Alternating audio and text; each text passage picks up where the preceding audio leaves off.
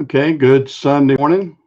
I hope everybody's had a good weekend. I had a good week. Brushed my whole hair up here a little bit. What little bit I got left. Uh, had some interesting situations this week. Hey, Greg. Hey, Ponka. Ponka, you didn't make it first this time. Greg beat you in there. Lord have mercy. Ponka's usually always first. But Greg beat him in this morning. Uh, yeah, I had a interesting week. Got a lot of the new trucks, my six new trucks we put on. We got them on the road and we're running them good. One day, I got a phone call. One of my drivers says, "I had a rock and just hit a windshield." I said, "Okay." 30 minutes later, I had another driver. I had a big rock hit the windshield. So I lost two windshields in within an hour's time of both on my new trucks.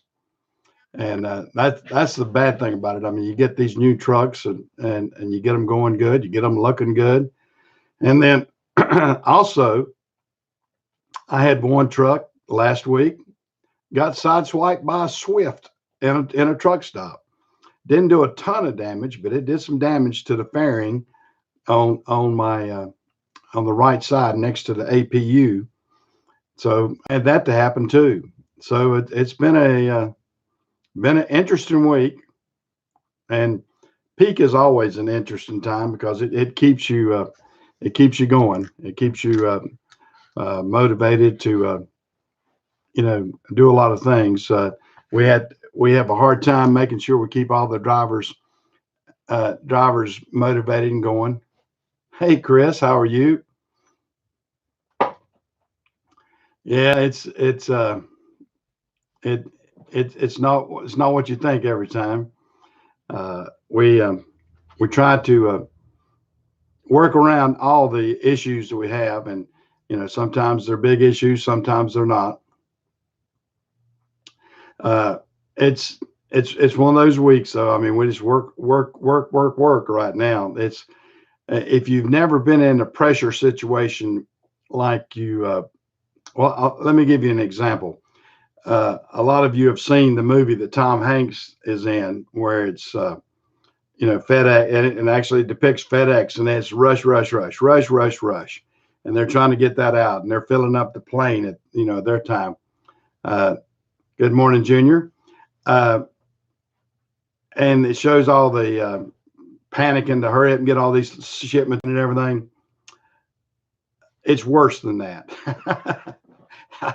I mean, that just shows a small synopsis of what actually goes on at a FedEx facility. It is crowded, crowded, crowded. We had to have this week, and I actually ran some Friday night. Friday night, I helped Landon Walker, who's he and his wife are going to come in as partners with us one of these days. And uh, I actually ran for him Friday night because he had one of his drivers that decided he couldn't make it. So it's one of those deals. So I helped him so we didn't lose a spot on that. We're judged on everything. We get points deducted and everything else. Uh, but I helped him, and we went down from Hickory to Charlotte, just some short runs, and they had to have a one of the coordinators out there directing traffic, looking at the bills and telling us where to drop the trailers, because we were so busy. Uh, the yard has just been so overwhelmed. I mean, it's a gridlock on our yard getting in and out of Charlotte, and almost all the other facilities too, because they brought all these outside carriers in, or as they call them, purchase power. They bring them in, and then we have their trailers to contend with and our trailers to contend with, and then they bought some new trailers too in the last few months, and it just gridlocks the system. I mean, you get so many trailers in there that you say I can't even move, and it is a tough situation, but it's a good situation because that's what I'm in. I'm in the freight business. It's tough when the facility is overwhelmed, and that's what's happened. Charlotte had gotten so much into its facility that we've had to, I've had to have drivers move them to Spartanburg or Concord, which is close by, and let those facilities sort because Charlotte's facility was overwhelmed, and it is a very taxing situation to try to be able to do everything like that, but we get it done. We're sort of over the hump of the biggest days. I think the 13th of December is usually the largest day of of all the packages. That was the day I ran, Friday the 13th. That was my lucky day to drive. It's Friday the 13th, but we did that and did okay, I guess. But it's been tough. It's a lot of work. We have to deal with every mechanical issue that's going to pop up, and because we're running our trucks 7 days a week right now, and our drivers are running out of hours. I had several drivers just ran out of hours this week. Couldn't drive anymore. Couldn't do any more trips, and it'll be that way again this next week too, probably. So it's tough times, a tough situation. Yeah, it can be a big cluster, Junior. Yeah, that's for sure. That's a easy way of putting it. It can be a cluster, but you have to give props up to FedEx to be able to do everything they do, to sort all those packages, to go to all those locations. And, I have to just I look at just the small amount that I'm involved with. And I mean, it's a fairly large amount to the average individual, but in reality, and to the small portion of what FedEx is doing for that day, it's really something. Yeah, and that's what we're trying to do. We're getting the drivers a lot of good hours and overtime pay and everything else for them, so they can spend that for Christmas. Plus, we're giving Christmas bonuses out too, and a few things like that. So, we definitely have a situation that it's very taxing on your psyche and everything. I'm gonna get me a drink right quick, guys. I don't want to lose my voice, so I'm gonna get my good old Diet Mountain Dew. Well, hello, Mr. Gordon. Golden. I think I know who Mr. Golden is there. Mr. Golden is my salesman, and I got to talk to him this week because we finally are getting settlement. We had an accident on one of our trucks that got totaled, not our fault, thank goodness, and we had a very bad collision a couple weeks ago, and we're hopefully going to get settled up with that this week and everything.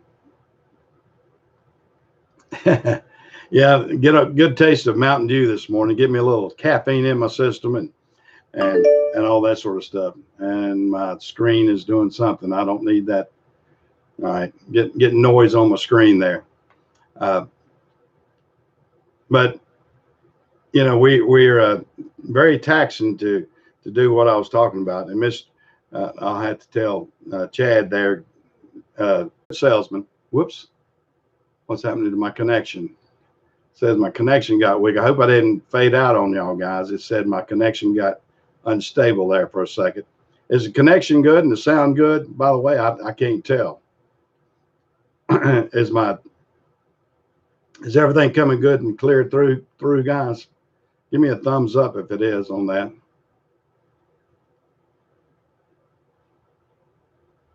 Never skipped a beat. Okay, I don't know what it was. It must have just been something on my Wi-Fi that kicked. Oh, you're good there. Okay. All right. Well, good now. Okay. I don't know what happened. y'all heard a beep, and then I had a little pop-up said my connection was unstable. I don't, maybe that's something Spectrum's doing. I don't know. But anyway, I had Chad there, so I had to bring. We were talking about the Swift accident. I had the Swift driver that hit the truck, and I had to take it by, and I showed them. And plus, we had a little situation with the DPF was acting up on that truck, and I took it back over to him. And then we, like I said, the next day, I had two drivers call me with windshield problems. We had rocks that hit them, so I'm getting some new trucks in, but we're dinging them up as soon as we get them, and that's the thing that aggravates the crap out of you. Okay, so it's good now. Okay, yeah, it must have buffered just for a few seconds. Seems to be stable now. It doesn't. That's a good thing. That's a good thing.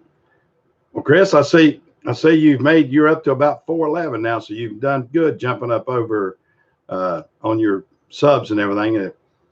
If everybody wants to see a good old boy doing different projects, going over to Chris at Outcast Projects and watch him and Ricky. They do a variety of things, anything from a Corvette to a manure spreader. Now, how much more diverse can you be than that? Yeah, you'll see Chris working on a Corvette one day, and the next day he's out there showing his brand new old manure spreader that he bought at an auction. Now that's diverse. So yeah, you'll have to do that. Chris has got a lot of stuff. I hope everybody signs on to his channel too, and he'll get out there and it's good variety. Good old country boy. Good old boy. Originally, I think from Tennessee, but a good old boy that's out there doing making the best of everything out there. Yeah, most Corvette drivers are manure spreaders. That's yeah, they have used, yeah, most guys that have Corvettes have spread their own fair share of manure in bars and everywhere else, haven't they? Good morning, Tim. How are you? Yeah. Yeah. You got that little Toyota back quick. Yeah. I hate that you had that run in with that body shop guy that put the screws on you, but it looks like you've taken lemons and made lemons and made lemonade, I guess you might say.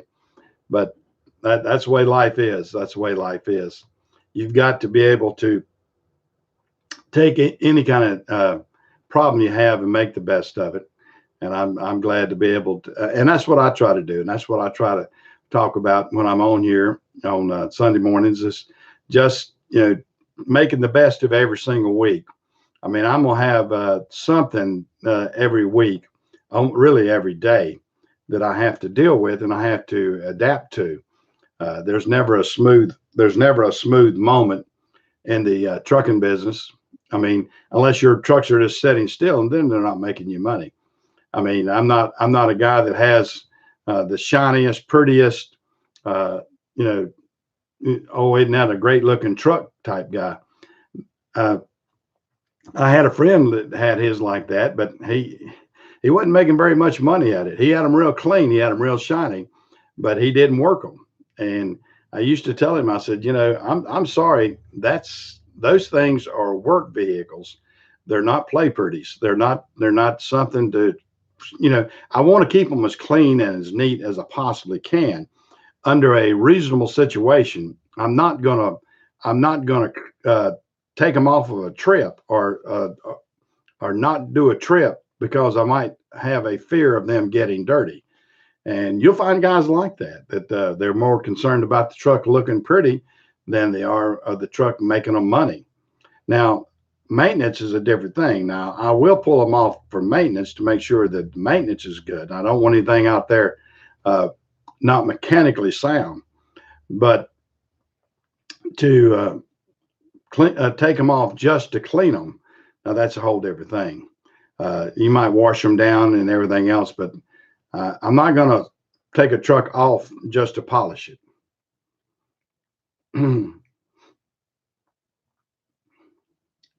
Saw the old Dodge. Yeah, that Dodge has just the right amount of dents in it. I like the old Dodge. Yeah, yeah, that's we. mm, I I kind of my mechanic Larry, God bless his soul. He gets a good vehicle. He's got a couple. He's got a 2016 or 17 Dodge Dually right now, 4-wheel drive, got everything in it. But Larry, he will beat up a truck, and everyone that I know that he's had, he's bumped into something and backed into something, or you know, jacked it a little bit too much and kinked something. But Larry works a truck. It's a work truck to him. I mean, he'll buy one brand new, and then a week later, you'll look at it and you'll go, "How old is this truck?" He works them. He works them hard.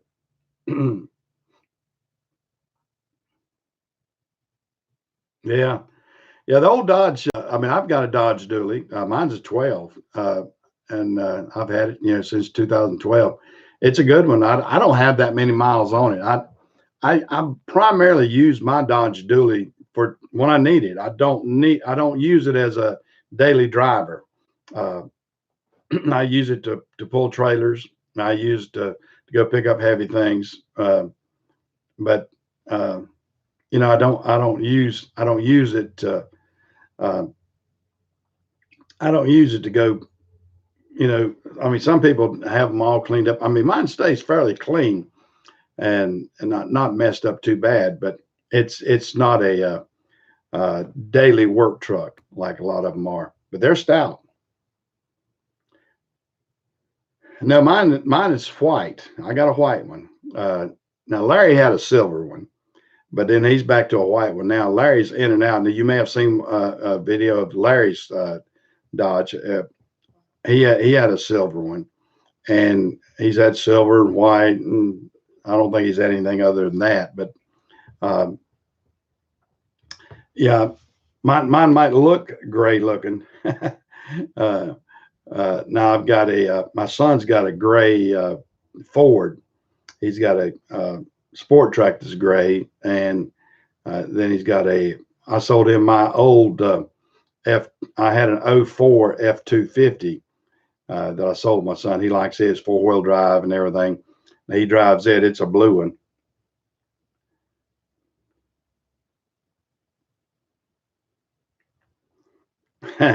Yeah, 69 Dodge Dart. Now we're talking about that. Now Larry's got my mechanic. He's into drag racing, and he's got a Dodge Dart. He's got about a 69 Dodge Dart dragster, or 69 or 70, I can't remember.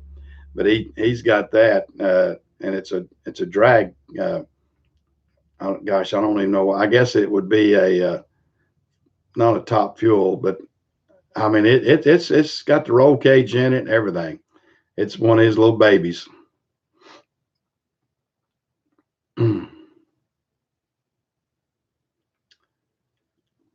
6-cylinder F1. No, yeah, I got a blue. Yeah, we got a blue one and a red one. I've got one that my brother is using. It's a red F. It's a 6-cylinder. It's that little small V6, and yeah, those are pretty good. I'm getting decent mileage out of them. I think we get about 20, 27, 28 miles of the gallon, and it does pretty good. I like it. I like it pretty good, and uh, they're comfortable. They're basically a car with uh,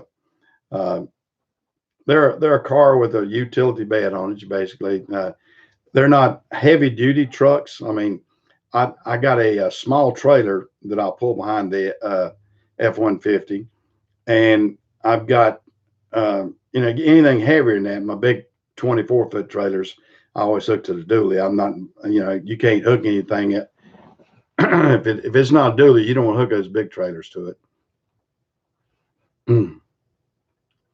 Now, yeah, I bought. Now that's one that Landon drives. That's a diesel. That's not a V6. That's actually a diesel. It's a 4-wheel drive. Now that's the gray one you're talking. It's sort of like a bullet gray or whatever, or army gray. Uh, that's one that Landon drives. Landon's our partner, and we're experimenting with that. We've got a gosh, that's a 3 liter. It's a 3 liter diesel. Now it's getting about 30 miles to the gallon. It's doing pretty good. Yeah, we were actually using that this weekend. Landon came by and picked me up, and we've had to use that. But it's 4-wheel drive, and he's got to take it in. They had a recall on it. Something about, well, something we didn't really need, but the heater core coming out, to heat the block heater. It had a recall on it, and there was one other little emissions thing. But no, he's really liking it. He's got about 30,000 on it, and it's doing a good job for us. Yeah, it's a 6-cylinder diesel. It's a 3-liter diesel.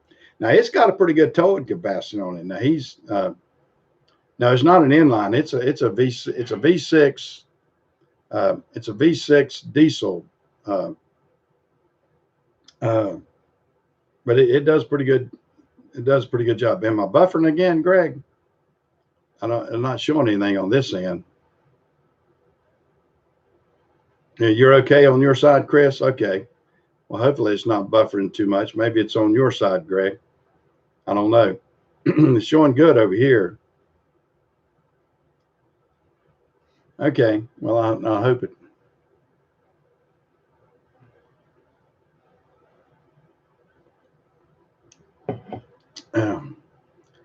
And Greg, you said you had a 75 Dodge Dart in high school. I was looking at that. I couldn't have a 75 Dodge Dart in high school. That would have been 7 years, and you and I was in high school.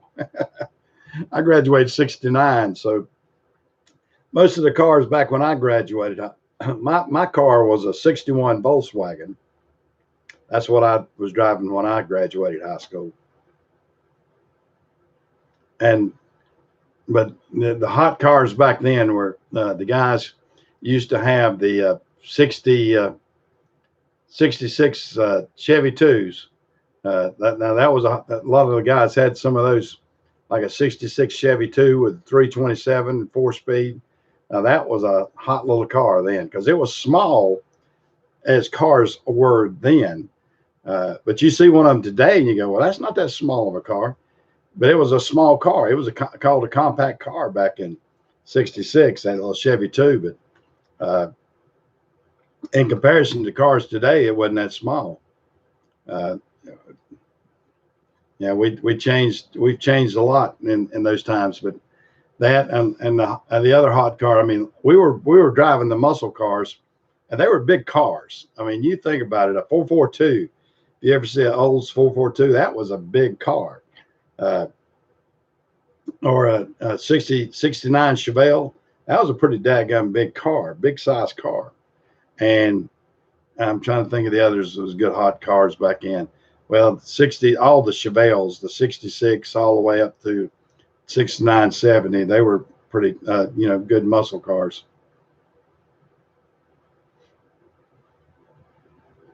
And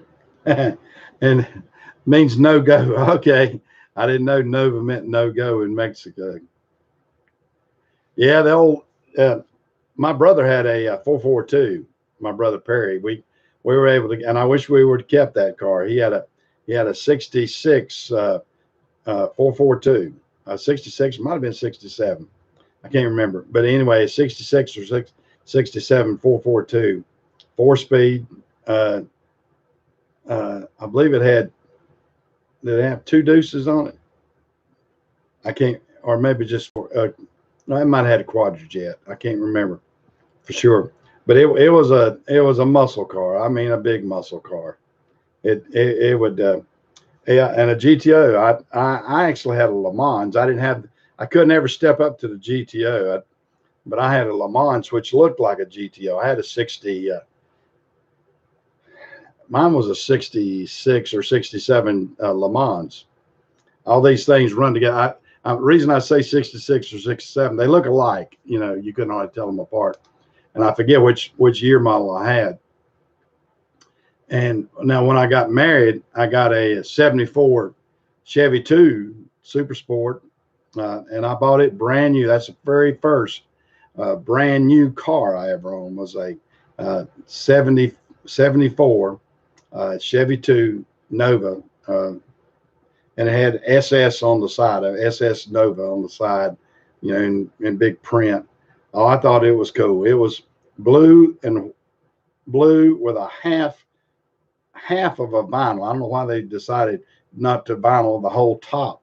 They had like a half of a vinyl top, where it went from the windshield about halfway back as vinyl, and then the rest of it was back to regular paint. And I guess they thought it was sporty or something. It looked good. It was a nice looking car. I had to dig up some old pictures of it and show you that. But that was my very first brand new car that I bought and drove literally off the showroom. It was on the showroom floor, and I thought it was the prettiest thing.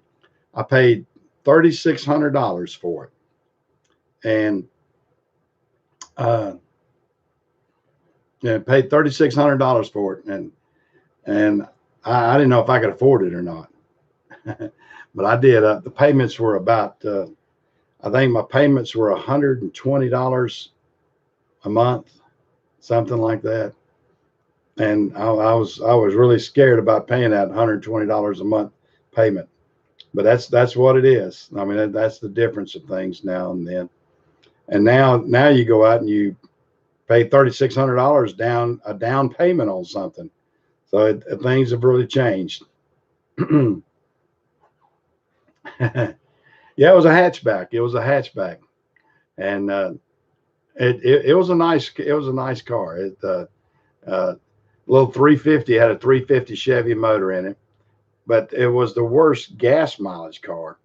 My wife actually drove it, and the reason we got it was my wife was commuting back and forth to UNC Charlotte every day to get her diploma, and she only liked about a year and a half of finishing up, and so we bought that car. We had 2 children.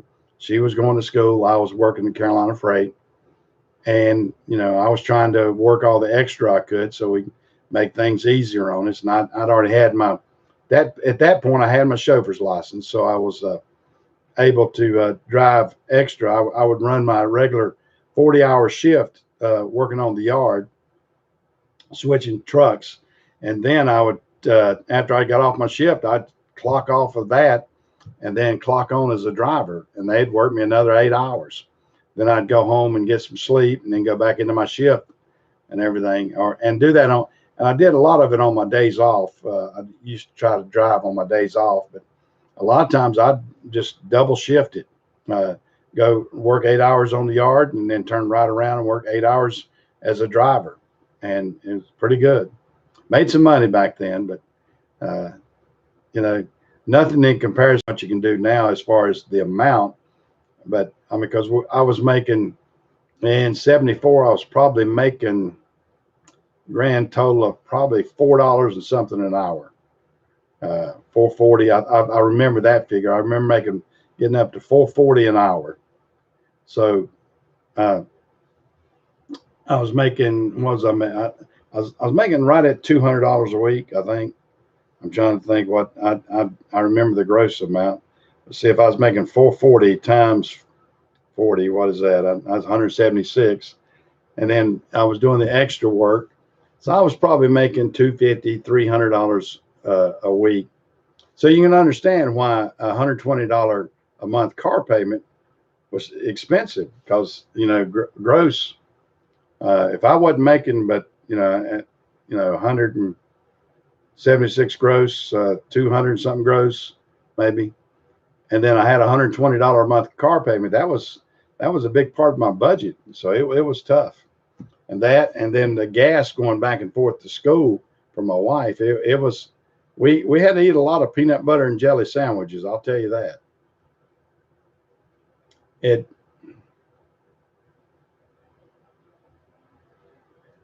Yeah, I know. It's all relative, I guess you might say. And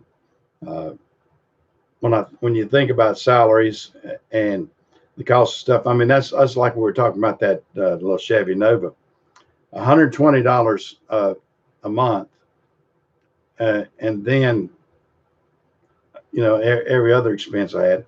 We finally got to get, we started jumping up, and then about 76, that's when we built our house, and that was a big jump too. And then that at that time my wife was working. Then we were both working, and we were able to do a little bit better. I mean, we had her salary and my salary, and then we built our first house in 76, and that's actually the house I still live in to this day.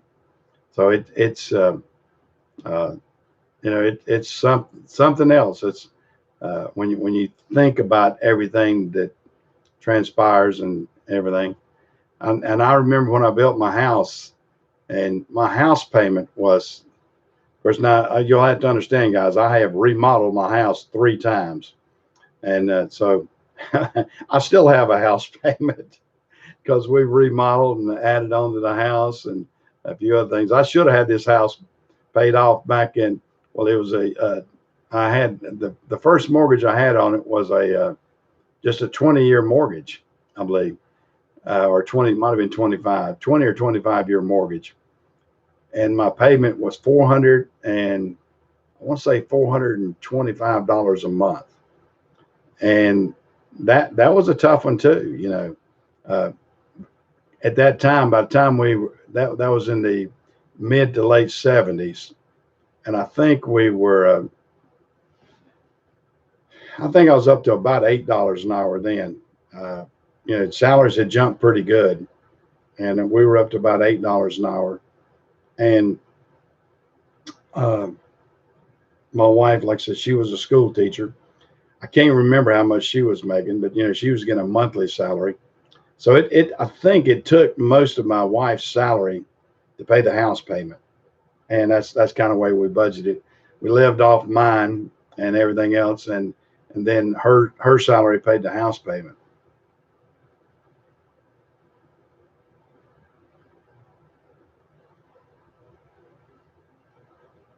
Yeah, yeah. You got to let the mature ones that say, "Well, Junior, I guess I missed saying bye to you there. Got to go to his shop and everything." But you know, that's the way life is. I mean, you always need a little mix in your marriage. Sometimes somebody, you'll have an idea. Let's do this, and then you got somebody to kind of pull the reins back and say, "Well, we don't need to do this." And then you might argue and fuss a little bit. But then again, maybe at least you need some ideas, and you need some ideas so it doesn't hurt.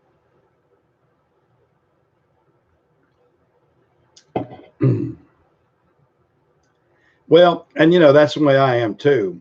Um, I've got a poor man way of thinking too.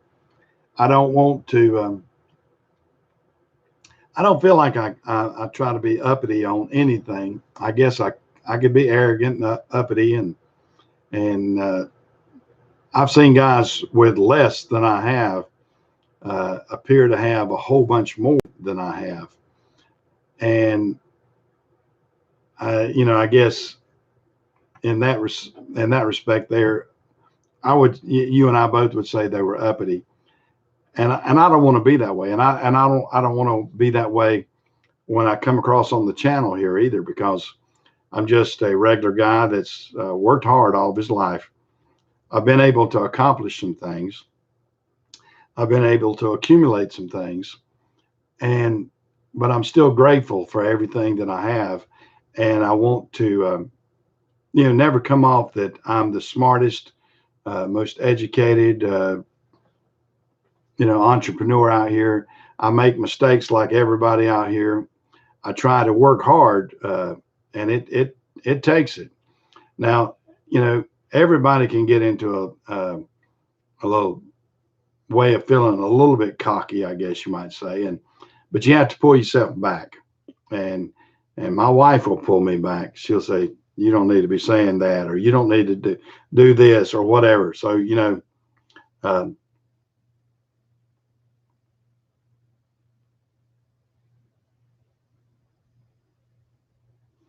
okay, Yeah, get my likes up there a little bit. Uh, but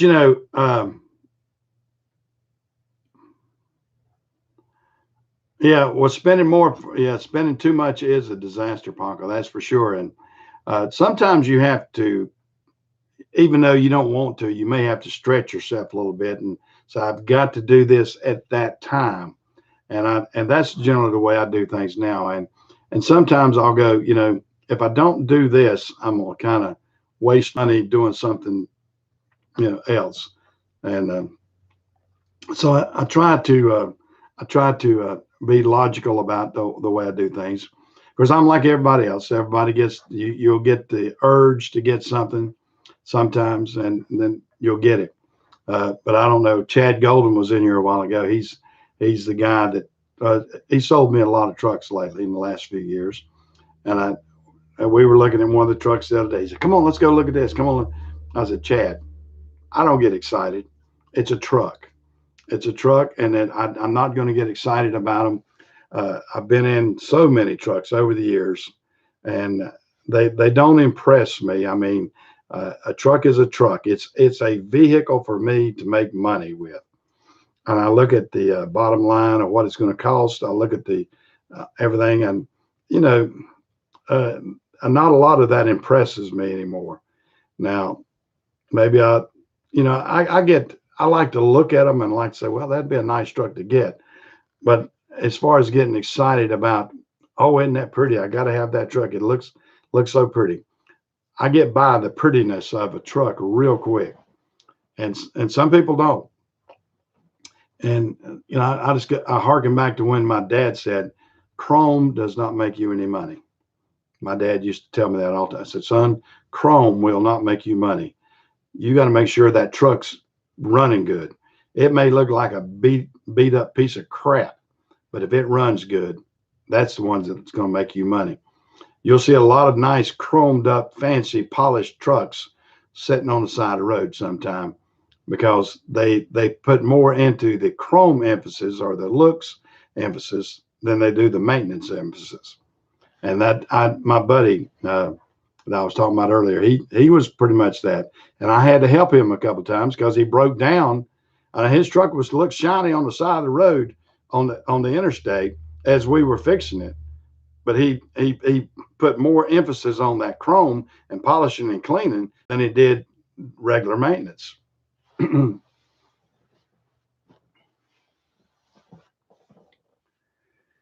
Yeah, chrome won't get you home. That's another way of saying it too. Chrome won't get you home, and it won't make you money. Uh, that's it on the bottom line. The chrome won't get you home, and it won't make you money. And if it doesn't make you money, you got to realize you're only going to see those trucks just a few moments each week. 90% of the time, if they're doing what they're supposed to be doing, they're running down the road. They're running down the road, and like I like to tell them, that looks good at 60 miles an hour. So that's the way I kind of look at it. All right, Chad, I'll see you later. I'm gonna have to see you later this week. Chad, we're still in here, but yeah, I'm gonna have to see Chad. Chad, I'll have to. We're going to have to talk to you about polishing up another one of those trucks. All right. Well, guys, I'm gonna get off here too because the wife told me to get back a little bit early today. We got some things we got to do, so I'm gonna get off here. And I've appreciated everybody jumping in here this morning and talking to you. And maybe we'll get maybe I'll get some more videos out. Chris is beating the socks off of me getting videos out. I haven't had the time this past week and everything, but I'll get some more videos out this week, and hopefully I'll see everybody in here next Sunday morning. See you guys.